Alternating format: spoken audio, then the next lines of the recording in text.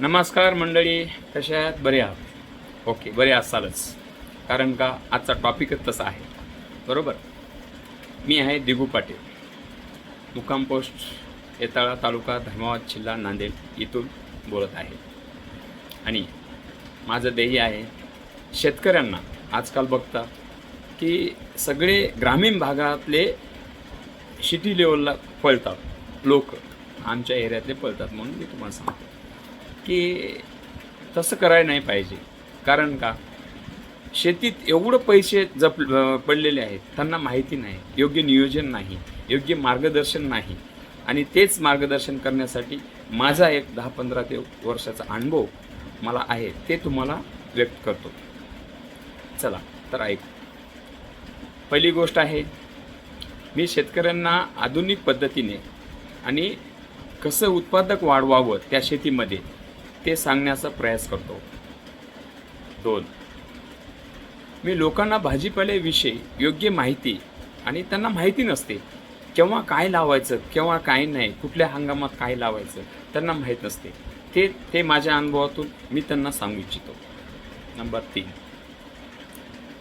मी लोकांना कमी खर्चात आणि जास्त उत्पादन कसं वाढेल, बरोबर, कसं वाढेल हे सांगण्याचा प्रयास मी करतो. बरोबर.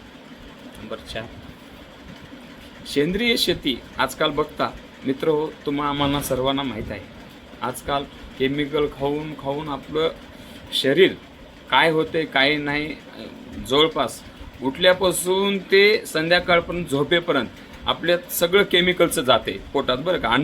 अन्न आणण्यासहित असो की पाण्यासहित असो, हे आम्हाला सगळं चांगलं माहीत आहे.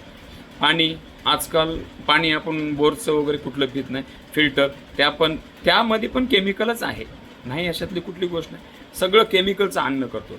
मग याच्याविषयी मला थोडंसं डोक्यात आलं की सेंद्रिय शेती कशी करायची, त्यांना कसं उपमा द्यायचं आणि त्याच्यातून मार्ग कसा काढायचा, त्यांना लोकांना माहीत नसते, आणि ते मी गाईड करण्याचा प्रयास करतो, ते सांगू शकतो शेतकऱ्यांना.